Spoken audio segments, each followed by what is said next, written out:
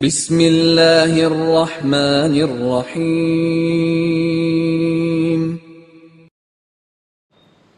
السلام علیکم ورحمۃ اللہ وبرکاتہ۔ الحمد لولی والصلاة لنبی محمد وآلہ وصحبہ اجمعین، اما بعد۔ حاضرین و ناظرین، یہ درس حدیث نمبر 93 ہے، 93، اور آج کا عنوان ہے رکن یمانی پر 70 فرشتے مامور ہیں۔ روایت سماعت کیجئے، ترجمے کے بعد تشریح کی جائے گی۔ بسم اللہ الرحمن الرحیم۔ عن ابی ہریرہ رضی اللہ عنہ ان النبی صلی اللہ علیہ وسلم قال وکل به 70 ملکا یعنی الرکن الیمانی، فمن قال اللهم إني أسألك العفو والعافية في الدنيا والآخرة ربنا آتنا في الدنيا حسنة وفي الآخرة حسنة وقنا عذاب النار قالوا آمين، رواہ ابن ماجہ۔ ترجمہ یوں ہے، حضرت ابو ہریرہ رضی اللہ عنہ سے روایت ہے کہ نبی رحمت صلی اللہ علیہ وسلم نے ارشاد فرمایا، اس رکن یمانی پر 70 فرشتے مامور ہیں۔ جو شخص کہتا ہے اے اللہ میں تجھ سے دنیا اور آخرت میں عافیت کی درخواست کرتا ہوں، ہمارے پروردگار ہمیں دنیا میں بھی بھلائی عطا فرما، ہمیں آخرت میں بھی بھلائی عطا فرما، اور ہمیں آگ کے عذاب سے بچا، تو وہ فرشتے آمین کہتے ہیں۔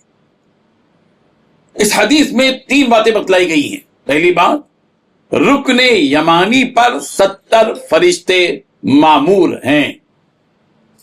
دوسری بات، جو شخص کہتا ہے اللہم انی اسألک العفو والعافیۃ فی الدنیا والآخرہ ربنا آتنا فی الدنیا حسنہ وفی الآخرۃ حسنہ وقنا عذاب النار، تیسری بات، تو وہ 70 فرشتے جو رکن یمانی پر مامور اور مقرر ہیں، سب کے سب آمین کہتے ہیں۔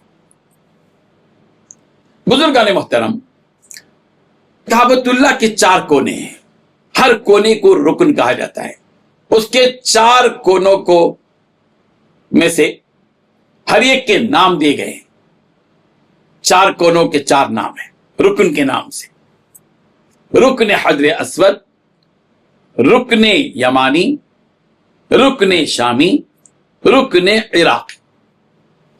آج ہم جو بات کر رہے ہیں وہ رکن یمانی کی ہے۔ خانہ کعبہ کے جنوب مغربی کونے کو رکن یمانی کہتے ہیں، اور رکن یمانی کہنے کی وجہ یہ ہے کہ وہ رکن یمن کی سمت واقع ہے، اسی لیے اسے رکن یمنی یا رکن یمانی کہا جاتا ہے۔ رکن یمانی کی فضیلت کے بارے میں احادیث میں ذکر ملتا ہے۔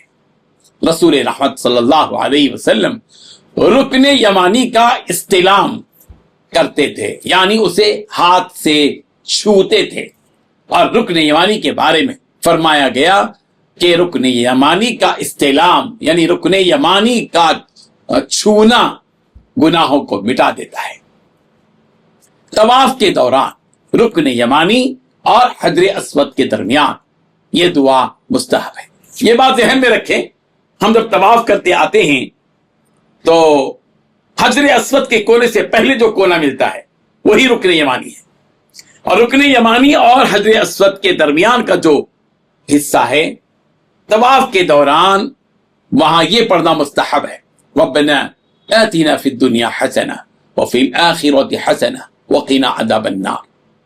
جب یہ دعا پڑھی جاتی ہے، جو دعا اس حدیث میں بتلائی گئی ہے، عفو عافیت کی دعا، دنیا اور آخرت کی بھلائی کی دعا، دوزخ کے عذاب سے بچنے کی دعا، یہ دعا جب بندہ رکن یمانی کے پاس کرتا ہے، رب ذوالجلال نے ایک فرشتہ مقرر کیا ہے اور وہ اس پر آمین کہتا ہے۔ چونکہ ہم ایسی احادیث کے تذکرے کرتے آ رہے ہیں، وہ احادیث بیان کر رہے ہیں جن میں فرشتوں کا تذکرہ ہے، تو اس لیے یہ حدیث بھی ہم نے آپ کے سامنے رکھ دی ہے۔ اللہ تبارک و تعالی ہم سب کو ان حقیقتوں کو سمجھنے کی توفیق عطا فرمائے، آمین۔ وآخر دعوانا ان الحمد للہ رب العالمین۔